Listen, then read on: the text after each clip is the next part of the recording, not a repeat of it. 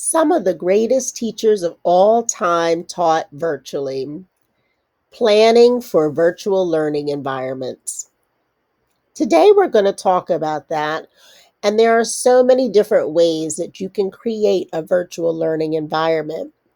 Something that is very popular right now are the Bitmojis, and on Facebook there is a group called Bitmojis and Benchmark Advance, which have lessons that are already created for definitely Unit 1 of every grade level and beyond.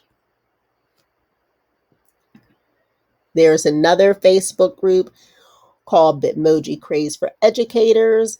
They have every subject matter you can imagine, as well as multiple grade levels.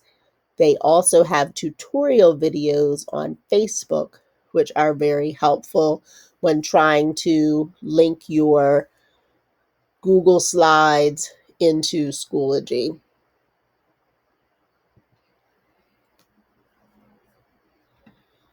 Some of you have been creating virtual offices and classrooms on your own, and we can't wait for you to share some pointers with us.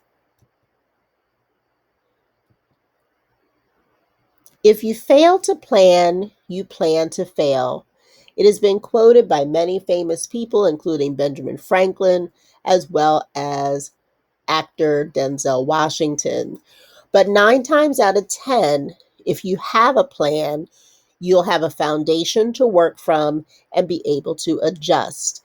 And because we are meeting virtually, there are potentials for tech issues as well as not having as many participants as you expected for your breakout rooms. Just as if you're standing at your classroom door, it is very important that you greet your students. Connection before content is another foundation. A verbal good morning, Brian, posting your morning message, allowing time for interaction.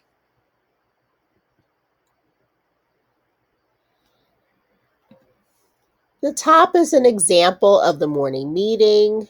So as a part of your virtual classroom, there should be a slide or slides that allow you to go through the morning meeting routine in order. So the greeting, the sharing, the group activity, followed by morning message.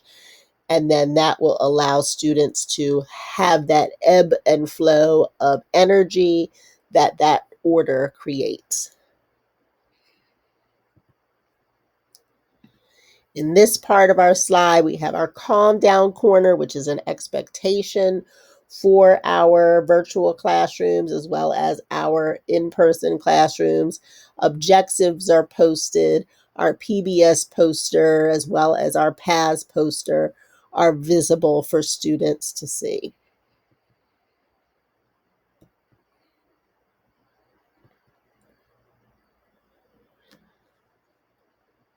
Zoom and conference breakout rooms.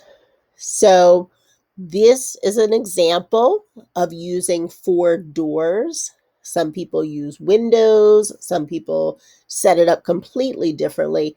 However, in this case, you'll notice that this one particularly allows the student to choose, while I'm going over these 4 doors, could you please type in the chat what 5 C's are represented when using breakout rooms? So the very first door reflects that the student would like to work with the teacher and to receive extra help. In the second door that says open group room, the student has a choice to turn on their mic and their camera and to talk with the students in their group about today's work. The third door, which says the quiet group room, allows the student to ask questions and to share ideas with their classmates quietly through the chat. And the fourth door allows for a student, which is the quiet room, allows for a student to quietly work in the room by themselves. I notice in the chat that people are typing in words such as collaboration and choice, and some are saying that all 5 C's are represented by breakout rooms. This is an example of a learning station or small group time. So as you notice, the way they have this set up, there are 6 stations or 6 groups that students will enter or click on. They're going to sign up for extra practice with their teacher during the office hours with that link at the bottom. And they're also going to check out and or do an exit ticket at the bottom on the right.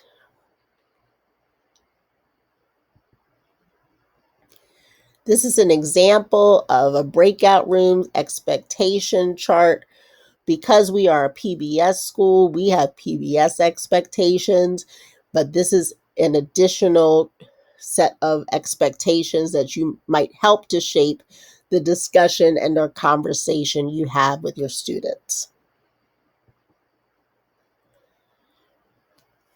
Really important to have posted for students and to explain them are your standards. This particular teacher has all 8 of the standards that they want to address up there. We know that usually in a particular lesson, we only address 1 to 4. So however it is related, you need to post however many are needed. In this case, there are 8.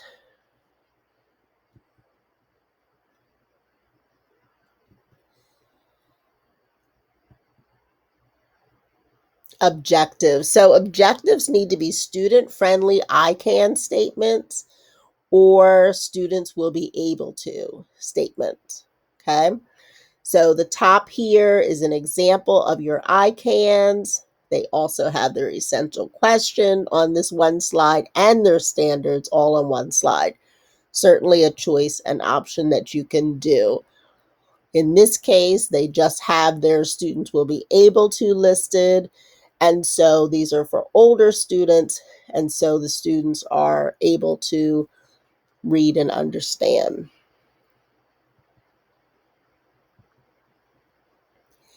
An essential question cannot be answered in a single lesson or a brief sentence. The purpose of an essential question is to provoke inquiry and to spark more questions. So here's an example of using our benchmark advance. This teacher has chosen to write, "Why do we need a government?" on the sign, very visible to students.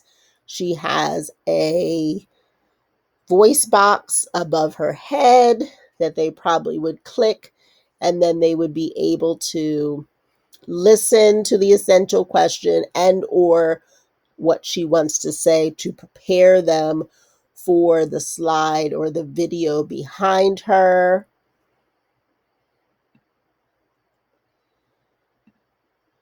And in this example, the teacher has the essential question, what can cause matter to change states, right there at the top, then has her ICANs and her standards all listed on one slide.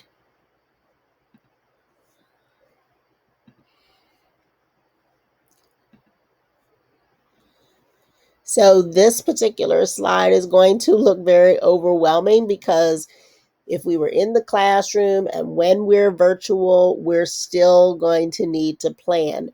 And in order to plan, we need a lot of materials, a lot of visuals to help us and to guide us. So you're going to have your Bitmoji or your virtual classroom and the slides that are connected with that. You're going to have your Zoom link for your students to be able to access times where they interact with you. You want to make sure you have your Schoology page updated and organized. You want to have lots of coffee on hand because you're going to need it. You want to make sure you have your Reopening 2020 guide with you, which helps to set expectations for how long you should have interactions with students on Zoom, as well as attendance. You have your paths kit, which will help to continue to develop them socially and emotionally. You want to make sure you have formative assessments as well as formal and informal assessments so that you can make sure that you are checking for understanding. You want to practice creating breakout rooms, and you don't want it to necessarily, sometimes you can do it randomly, but you pretty much want to plan for who's going to be in what group or what groups are going to be set up. I'm going to zoom in a little bit. So here we are with lesson plan books. We all know what those are. But in addition to your lesson plan book, you're going to have your UDL lesson plan supplement, which has your 5 C's right at the top of it. It's to be stapled and or accompany the lessons, okay? So in case you're having questions about the UDL components, you have your slides, Padlet, graphic organizer, etc. Then you're also going to make sure, as we talked about before, you're going to have your morning meeting book and or the order that morning meeting needs to be conducted. And you want to have your restorative questions, or when you have opportunities to have restorative circles with students and conversations with students.